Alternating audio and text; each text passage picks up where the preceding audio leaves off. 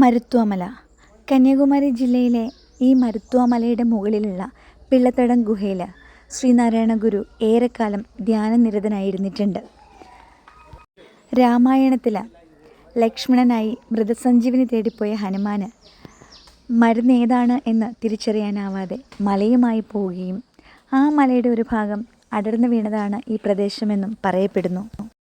അഗസ്ത്യമുനി കൃഷ്ണനെ ധ്യാനിച്ച് ഏറെക്കാലം ഇവിടെ ഇരിക്കുകയും മുനിയുടെ ആഗ്രഹപ്രകാരം ഒരു കൊച്ചു കുഞ്ഞായി കൃഷ്ണൻ പ്രത്യക്ഷ ദർശനം കൊടുത്തുവെന്നും പറയപ്പെടുന്നു. അതുകൊണ്ട് ഈ ഗുഹയുടെ പേര്, ഈ മലയുടെ മുകളിലുള്ള ഗുഹയുടെ പേര് പിള്ളത്തടം എന്നാണ്. ആ കൊച്ചുകുട്ടിയുടെ കാൽപാദം പതിഞ്ഞ സ്ഥലം എന്നർത്ഥത്തിൽ പിള്ളത്തടം എന്നാണ് ആ ഗുഹയുടെ പേര്. കുത്തനെയുള്ള സ്റ്റെപ്പുകളുണ്ട്. പാറക്കല്ലുകളിലൂടെ മുകളിലേക്ക് കാല് വെച്ച് കയറേണ്ട ഭാഗങ്ങളുണ്ട്. നിരപ്പായ പ്രദേശങ്ങളുണ്ട്. പേര് പോലെ തന്നെ മരുന്നുമാമല എന്ന് പറയുന്ന പോലെ ഒരുപാട് മരുന്നുകൾ, ഒരുപാട് ഔഷധ സസ്യങ്ങളുടെ ഒരു കേന്ദ്രമാണ് ഈ ഒരു പ്രദേശം. ഏറെ ശാരീരിക അധ്വാനമൊന്നും ചെയ്യാതിരിക്കുന്നവർക്ക് തീർച്ചയായിട്ടും ഈ മലകയറ്റം അതൊരു നല്ല അനുഭവമായിരിക്കും.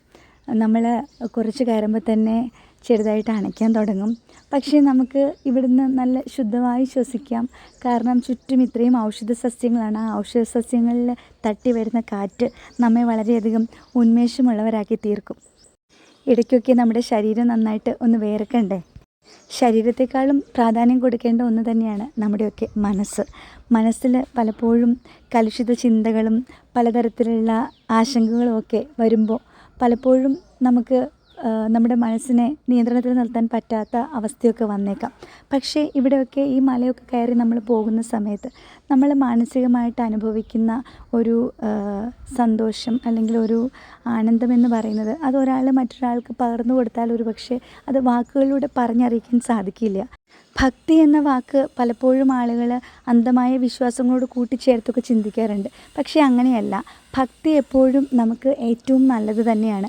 നാം നമ്മെ തിരിച്ചറിയുന്ന അല്ലെങ്കിൽ നമ്മുടെ ആത്മാവിനെ പറ്റി ബോധവാന്മാരാകുന്ന, അങ്ങനെ നമ്മുടെ പുറമേയുള്ള കാമക്രോധ ലോഭമോഹാദികളിൽ നിന്നൊക്കെ മാറി നാം ആരാണ് എന്ന് ചിന്തിക്കുന്ന ആ ചിന്തയിലേക്കുള്ള ഒരു യാത്രയാണ് യഥാർത്ഥത്തിൽ ഭക്തി എന്ന് പറയുന്നത്. ഇതുപോലെയുള്ള മലയിലൊക്കെ ഏകാന്തവാസം ചെയ്ത് തപസ് ചെയ്ത് ധ്യാനം ചെയ്യുന്ന മഹാപുരുഷന്മാരൊക്കെ ആ ഒരു ആത്മാനുഭവം തന്നെയാണ് അവർ സ്വായത്തമാക്കി അത് ആ ഒരു ആത്മാനുഭൂതിയാണ് മറ്റുള്ളവരിലേക്ക് പകർന്നു കൊടുക്കുന്നത്. മനസ്സിൽ അത്തരത്തിലുള്ള ഒരു ഭക്തിയും ഒപ്പം ഇത്രയും ദൃശ്യമനോഹരമായിട്ടുള്ള ഈ ഒരു പ്രദേശവും എല്ലാം കൂടെ ചേർന്ന് ഇത് മനസ്സിന് തരുന്ന ആത്മീയമായ ഒരു സന്തോഷം എന്താണെന്നത് ഞാൻ പറഞ്ഞ പോലെ എനിക്ക് വാക്കുകൊണ്ടത് പറഞ്ഞറിയിക്കാൻ സാധിക്കില്ല. പ്രകൃതിയുടെ ദൃശ്യവിരുന്ന് അത്രയ്ക്ക് മനോഹരമാണ്. ഇവിടെ ഈ മലയുടെ ഏറ്റവും മുകളിലായിട്ട് ഇതുപോലെ പാറക്കെട്ടുകൾക്കിടയിലൂടെയാണ് ഗുരു തപസ് ചെയ്ത ഗുഹയിലേക്ക് നമ്മൾ ഇറങ്ങിപ്പോകുന്നത്. അവിടുന്ന് ദൂരേക്ക് നോക്കുമ്പോൾ കാണുന്ന ആ ഒരു ത്രിവേണി സംഗമ ദൃശ്യം അതിമനോഹരം തന്നെ. കന്യാകുമാരി, അറബിക്കടലും ബംഗാൾ ഉൾക്കടലും ഇന്ത്യൻ മഹാസമുദ്രവും മീറ്റ് ചെയ്യുന്ന ഒരു പോയിന്റ് ഈ മലയുടെ മുകളിൽ നിന്നും നോക്കുമ്പോഴുള്ള ഒരു ദൂരക്കാഴ്ചയാണ്.